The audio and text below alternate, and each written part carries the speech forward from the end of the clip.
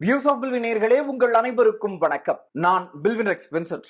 வர செப்டம்பர் 13ஆம் தேதி தமிழக வெற்றிக் கழகத்தின் தலைவர் திரு விஜய் அவர்கள் மேற்கொள்ள இருக்கக்கூடிய அந்த சுற்றுப்பயணத்துல என்னென்ன விஷயங்கள் நடக்க போகுது, எங்கிருந்து இந்த சுற்றுப்பயணம் ஆரம்பிக்க போகுது, எந்தெந்த ஊர்களுக்கு தமிழக வெற்றிக் கழகத்தின் தலைவர் திரு விஜய் அவர்கள் போக போறாரு, அந்த கூட்டத்துல அந்த சுற்றுப்பயணத்துல அவர் என்னென்ன விஷயங்களை கையில் எடுக்க போறாரு, அவருடைய அரசியல் கொள்கைகளை எந்த அளவுக்கு மக்கள் கிட்ட கொண்டு போய் சேர்க்க முடியும் அப்படிங்கிற அந்த சாராம்சங்கள் என்ன அப்படிங்கறதெல்லாம் பத்தி தெளிவா இந்த வீடியோல பார்க்கலாம். அதற்கு முன்னாடி நீங்க இன்னும் இந்த சேனலை சப்ஸ்கிரைப் பண்ணல அப்படின்னா கண்டிப்பா சப்ஸ்கிரைப் பண்ணிட்டு பாருங்க. அப்படின்னா தான் நாங்க இந்த மாதிரி தொடர்ந்து கொடுக்கக்கூடிய அப்டேட்ஸ் உங்களுக்கு உடனுக்குடன் வந்து சேரும். வாங்க வீடியோக்குள்ள போகலாம்.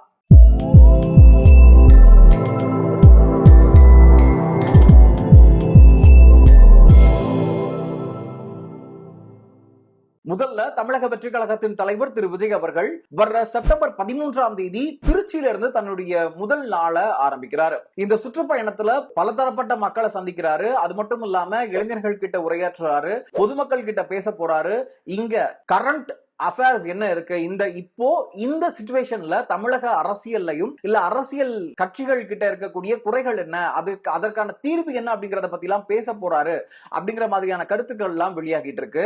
அதற்கு திருச்சி, பெரம்பலூர், அரியலூர் அப்படிங்கிற திருச்சியை சுத்தி இருக்கக்கூடிய இந்த மாதிரியான இடங்களுக்கெல்லாம் தமிழக வெற்றிக் கழகத்தின் தலைவர் திரு விஜய் அவர்கள் பயணப்பட இருக்காரு அப்படிங்கிறதும் நமக்கு தெரிய வருது. இந்த சுற்றுப்பயணத்தின் ஒரு முன்னேற்பாடாதான் திருச்சி சரக டிஐஜி அவர்களை தமிழக வெற்றிக் கழகத்தின் பொதுச் செயலாளராக இருக்கக்கூடிய புசியான அவர்கள் போய் சந்திச்சு அதற்கான பெர்மிஷனுக்கு ஒரு லெட்டரை கொடுத்திருந்தார். அந்த விஷயங்களுக்கெல்லாம் பலதரப்பட்ட தடைகள் ஏற்படுத்தி இருக்காங்க. பல கேள்விகள் கேட்கப்பட்டிருக்கு. தமிழக வெற்றிக் கழகம் சார்பா திருச்சியில எந்தெந்த ஏரியாக்கள்ல இந்த மீட்டிங்ஸ் இருக்க போகுது, விஜய் அவர்கள் எங்கெங்க பேச போறாரு, அவர் ரோட் ஷோ எங்க இருந்து எங்க வரைக்கும் பண்ண போறாரு அப்படிங்கறதெல்லாம் தொடர்ந்து பார்க்கலாம். முதல்ல சத்திரம் பேருந்து நிலையம், டிவிஎஸ், டோல்கேட், மேல்புதூர், பாலக்கரை, மரக்கடை வழியாக ஒரு பெரிய ரோட் ஷோ நடத்த திட்டமிட்டிருந்தாங்க. ஆனா காவல்துறை சார்பா, திருச்சி சரக டிஐஜி சார்பா இதற்கான அனுமதி மறுக்கப்பட்டிருக்கு. காரணமா அவங்க என்ன சொன்னாங்கன்னா, இது ஒரு மிகப்பெரிய வாகன நெருக்கடியை ஏற்படுத்தும், பொதுமக்களுக்கு இது ஒரு இடையூறை ஏற்படுத்தும் அப்படிங்கிற மாதிரி சொல்லியிருந்தாங்க. ஆனா தமிழக வெற்றிக் கழகத்தின் இந்த சுற்றுப்பயணங்கள் எல்லாமே வார இறுதி நாட்களான சனி மற்றும் ஞாயிற்றுக்கிழமைகள்ல தான் அவங்க பிளான் பண்ணிருக்காங்க. அதற்கான காரணமா தமிழக வெற்றிக் கழகத்தின் தலைவர் திரு விஜய் அவர்களா இருக்கட்டும் சரி, இல்ல தமிழக வெற்றிக் கழகத்தை சார்ந்த நிர்வாகிகளா இருக்கட்டும் சரி, என்ன சொல்றாங்க அப்படின்னா, நாங்க வார நாட்கள்ல போனா பள்ளி கல்லூரிகளுக்கு போகக்கூடிய அந்த இளைஞர்களுக்கும் குழந்தைகளுக்கும் ஒரு பெரிய இடையூறை ஏற்படுத்துற மாதிரி இருக்கும். அதனாலதான் நாங்க வார இறுதி நாட்கள்ல இந்த மாதிரியான ரோட் ஷோவா இருக்கட்டும் சரி, இல்ல நிகழ்ச்சிகளா இருக்கட்டும் சரி, நாங்க பிளான் பண்ணிருக்கோம் அப்படிங்கிற மாதிரியான கருத்துக்களை முன்வைக்கிறாங்க. தமிழக அரசியல்ல ஒரு மிகப்பெரிய மாற்றத்தை ஏற்படுத்த காத்திருக்கக்கூடிய அந்த ஒரு சுற்றுப்பயணத்துக்கு இவ்வளவு தடைகளை ஆரம்பிக்கிறதுக்கு முன்னாடியே விதிக்க ஆரம்பிச்சிருக்காங்க திமுக அரசு. இந்த திமுக அரசு இவ்வளவு தடைகள் விதிக்கப்படுறது இல்லையா, அதற்கு கண்டனம் தெரிவிச்சு விஜய் உட்பட தமிழக வெற்றிக் கழகத்தின் நிர்வாகிகள் பலர் சமூக ஊடகங்கள்ல அவங்களுடைய கண்டனத்தை தெரிவிச்சிட்டு இருக்காங்க. இன்னும் சுவாரஸ்யமான விஷயம் என்ன அப்படின்னா, டெல்டா மாவட்டங்கள் எப்பவுமே திமுகக்கு ஒரு கோட்டை அப்படின்னு சொல்லலாம். ஆனா தமிழக வெற்றிக் கழகத்தின் தலைவர் திரு விஜய் அவர்களுடைய முதல் மக்கள் சந்திப்பு, முதல் இந்த மாதிரியான நடைப்பயணமா இருக்கட்டும் சரி, இல்ல வாகன பிரச்சாரங்களா இருக்கட்டும் சரி, முதல் முறை ஆரம்பிக்கிறதே இந்த மாதிரியான ஒரு திமுகவின் கோட்டையிலிருந்து ஆரம்பிக்கிறாரு. இது திமுகவின் அந்த வாக்கு வங்கியை அசைச்சு பார்க்கறதுக்கான ஒரு சவாலா இருக்கலாம் அப்படின்ட்டு சமூக ஊடகங்கள்ல பல அரசியல் விமர்சகர்கள் பதிவு பண்றாங்க. திமுகவை பொறுத்த வரைக்கும் இந்த வரக்கூடிய 2026ஆம் ஆண்டு நடக்கக்கூடிய இந்த தேர்தல் சாதாரண தேர்தலா அவங்க கடந்து போயிட முடியாது. ஒரு பிக் ஃபைட்டை கொடுக்கிறதுக்கு ஆப்போனன்ட்ல தமிழக வெற்றிக் கழகத்தின் தலைவர் திரு விஜய் அவர்களும் அவர்களுடைய ஆதரவாளர்களும் இருப்பாங்க. பெரும்பாலான இளைஞர் படை தமிழக வெற்றிக் கழகத்தின் பக்கம் சாய மிகப்பெரிய வாய்ப்பு இருக்கு அப்படிங்கிற மாதிரியும் பல அரசியல் விமர்சகர்கள் அவங்களுடைய பதிவுகள்ல முன்வைக்கிறாங்க. தமிழக வெற்றிக் கழகத்தின் தலைவர் திரு விஜய் அவர்கள் தன்னுடைய சுற்றுப்பயணத்தை வர்ற செப்டம்பர் 13ஆம் தேதி ஆரம்பிக்கக்கூடிய இந்த சுற்றுப்பயணத்தை அக்டோபர் மாதம் இறுதி வரைக்குமே அதை லைனப்ல வச்சிருக்காரு. அடுத்தடுத்து எந்தெந்த மாவட்டங்கள், எந்தெந்த தொகுதிகளுக்கு நாம போறோம், யாரை சந்திக்கிறோம் அப்படிங்கிற ஃபுல் ஷெட்யூல் கையில இருக்கதா அந்த தமிழக வெற்றிக் கழகத்தின் சார்பா பல பேர் இங்க அறிக்கையில வெளியிட்டிருக்காங்க.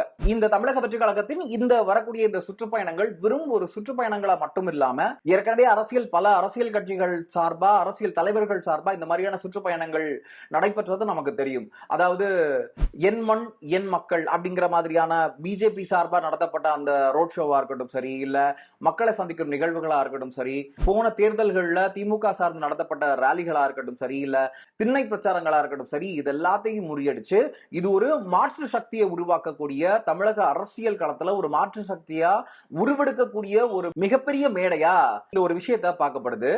அது மட்டும் இல்லாம தமிழக வெற்றி கழகத்தினுடைய இந்த ஒரு வாகன பிரச்சாரமா இருக்கட்டும் சரி, இந்த விஷயங்கள் எல்லாம் சும்மா போய் மக்களை பார்த்துட்டு சும்மா ஹாய் பாய் அப்படி சொல்லிட்டு வந்துடுற ஒரு சீன் போடுற அந்த ஒரு விஷயமா இருக்காது.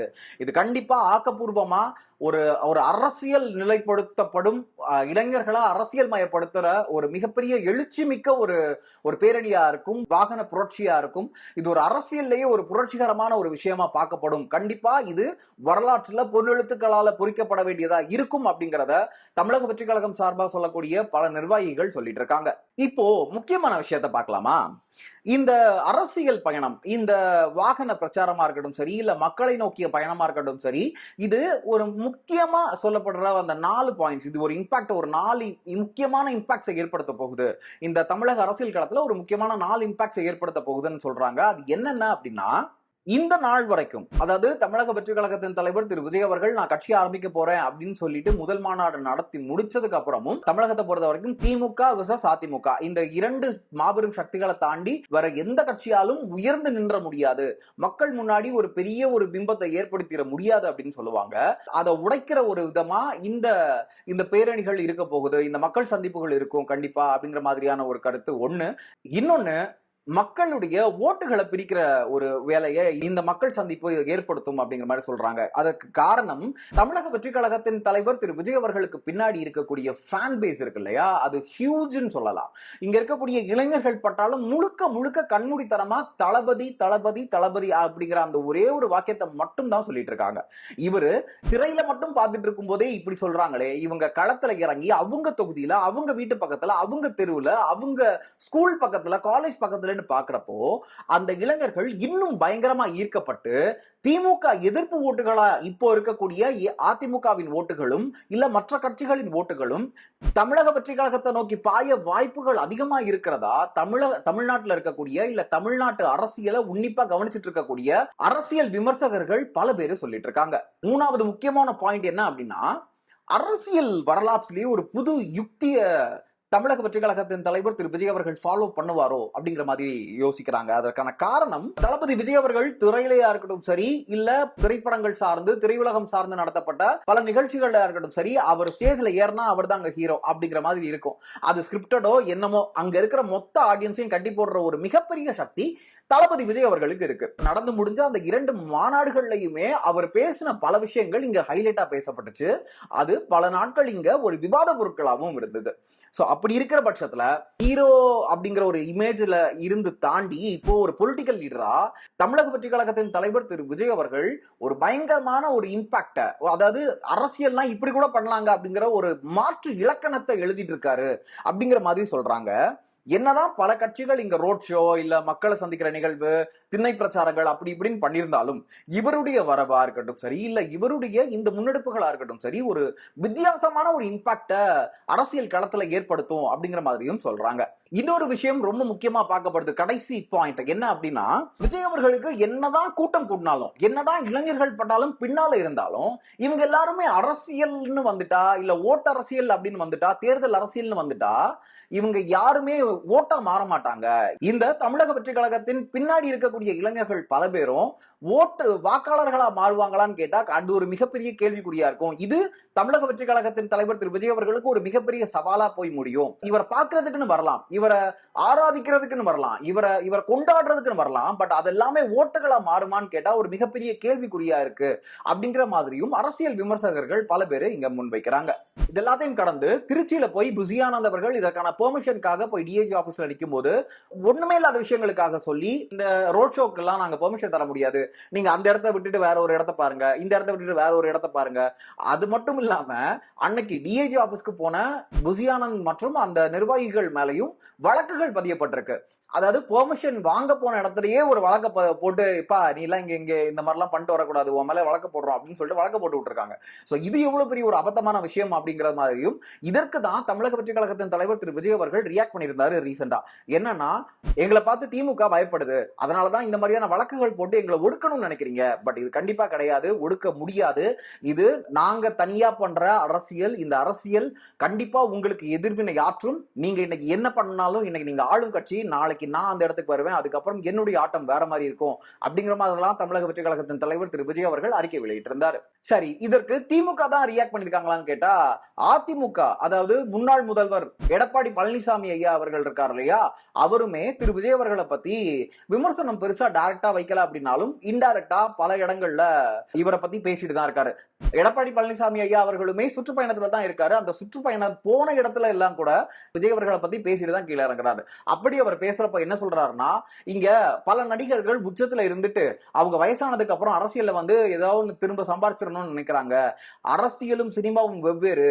சினிமால நீங்க என்ன வேணா பண்ணிட்டு போயிடலாம், அரசியல்ல நீங்க நேர்மையா மக்களுக்காக நின்னா மட்டும்தான் இங்க மக்கள் உங்களை நம்ப தயாரா இருப்பாங்க. நீங்க இந்த சினிமால இருக்கக்கூடிய மாயாஜாலத்தை காமிச்சு இங்க ஓட்டை பெற்ற முடியாது. அதிமுகவின் ஓட்டு வங்கி, வாக்கு வங்கி அப்படிங்கிறது எம்ஜிஆர் காலத்துல இருந்து எங்க கூடவே பயணிக்கிறது. இதுல எல்லாம் நீங்க வந்து பெருசா எந்த கேமே ஆடிட முடியாது அப்படிங்கிற மாதிரியான ஒரு ஓபன் ஸ்டேட்மெண்ட்டா அங்க அவர் வெளியிட்டு இருக்காரு.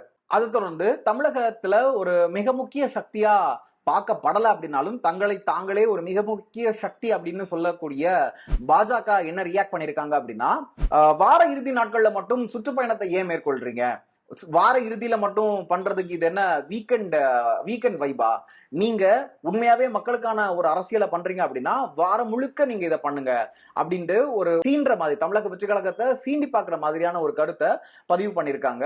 யாரு அப்படின்னா, தமிழக பாஜகவினுடைய முன்னாள் தலைவரா இருந்த அண்ணாமலை அவர்கள். அதற்கான பதிலா என்ன சொல்லப்படுது அப்படின்னா, நாங்க எந்த ஒரு மாணவர்களுக்கோ இல்ல வேலைக்கு போறவங்களுக்கோ நாங்க ஒரு இடையூறா இருக்கணும்னு நினைக்கல. அவங்க எல்லாருமே எங்களை வந்து பார்க்கணும். ஆனா நாங்க அவங்கள தொல்லை பண்ணக்கூடாது. அவங்க ஃப்ரீயா இருக்கிறப்போ நாங்க அவங்கள போய் பார்க்கிறோம். இதுல உங்களுக்கு என்னங்க வந்துச்சு அப்படிங்கிற மாதிரி தமிழக வெற்றி கழகத்தின் சார்பா ரியாக்ட் பண்ணிருக்காங்க.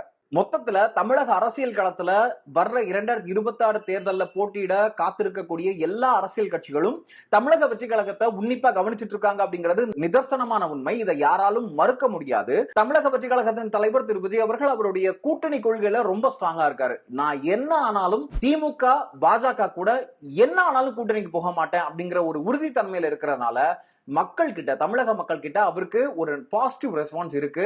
இவர் என்ன ஆனாலும் பாஜக கிட்ட போக மாட்டாரு அப்படிங்கிற அந்த ஒரு பெரிய நம்பிக்கை மட்டும் அவரை எங்கேயோ ஒரு இடத்துக்கு கூட்டிட்டு போக வாய்ப்பு இருக்கிறதோ அப்படிங்கிற மாதிரியான கருத்துக்களை நிறைய அரசியல் விமர்சகர்களா இருக்கட்டும் சரி, இல்ல இளைஞர்களா இருக்கட்டும் சரி முன்வைக்கிறாங்க.